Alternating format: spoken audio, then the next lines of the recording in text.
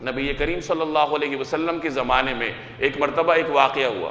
حضرت اسامہ بن زید رضی اللہ تعالی عنہ، یہ نبی کریم صلی اللہ علیہ وسلم کے بہت لاڈلے صحابی تھے. یہ اسامہ بن زید ایک مرتبہ ایک لشکر لے کر گئے، کسی قوم پر حملہ کرنا تھا. اس قوم میں ایک شخص ایسا تھا جو مسلمان ہو چکا تھا. مسلمان لشکر کو علم نہیں تھا کہ یہ مسلمان ہو چکا ہے. جب اس قوم نے سنا کہ مسلمانوں کا لشکر آ رہا ہے تو وہ سارے فرار ہو گئے، اور یہ شخص نہیں گیا. اس کا تو خیال تھا کہ میں تو مسلمان ہوں تو مجھے کیا ضرورت ہے بھاگنے کی، میرے بھائی آ رہے ہیں. یہ اپنی بکریوں کے ساتھ وہاں ٹھہرا رہا، کچھ دیر رکا رہا. پھر اس نے یہ سوچا کہ کہیں دشمن کا لشکر نہ ہو، کسی اور قبیلے کا لشکر نہ ہو، تو وہ اپنی بکریاں اپنا مال لے کر پہاڑ پہ چلا گیا. اتنے میں صحابہ کا لشکر آیا. اب وہاں ان کو یہ شخص ملا تو اس کے ساتھ انہوں نے مقابلہ کرنا چاہا.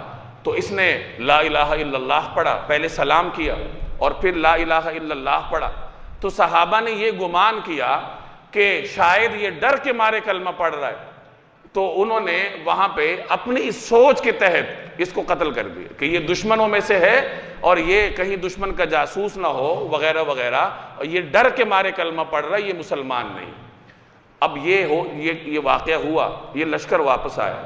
جب رسول اللہ صلی اللہ علیہ وسلم کو اس کی خبر دی گئی تو نبی کریم صلی اللہ علیہ وسلم سخت غضبناک ہوئے. حضرت اسامہ بن زید جب رسول اللہ صلی اللہ علیہ وسلم کی خدمت میں حاضر ہوئے، خود فرماتے ہیں کہ نبی کریم صلی اللہ علیہ وسلم مجھ سے فرمانے لگے کہ اتقتلہ من قال لا الہ الا اللہ، کہ کیا تم نے اس شخص کو قتل کیا ہے جس نے پڑھا تھا لا الہ الا اللہ؟ تو اسامہ کہتے ہیں کہ میں خوفزدہ ہوا اور میں عرض کرنے لگا میرے لیے استغفار کیجئے.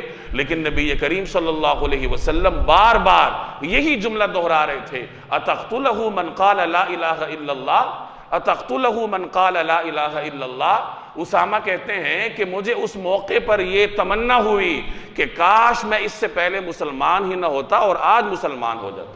یعنی آج اگر میں مسلمان ہوتا تو میرے پچھلے گناہ معاف ہوتے، تو اس میں یہ جرم بھی میرا دھل جاتا. یعنی اتنا ان کے ذہن میں یہ جرم اتنا بڑا کر کے نبی کریم صلی اللہ علیہ وسلم نے پیش کیا کہ انہیں اس پر پشیمانی ہوئی کہ مجھے آج مسلمان ہونا چاہیے. اور ایک اور روایت میں نبی کریم صلی اللہ علیہ وسلم کے الفاظ تھے کہ حضرت اسامہ سے مخاطب ہو کر آپ فرمانے لگے کہ فَكَيْفَ تَصْنَعُ بِلَا إِلَهَ إِلَّا اللَّهِ إِذَا جَاءَ يَوْمَ الْقِيَامَةِ، کہ جب قیامت کے دن تمہارے مقابلے میں لا الہ الا اللہ کا کلمہ آئے گا تو تم کیا کرو گے؟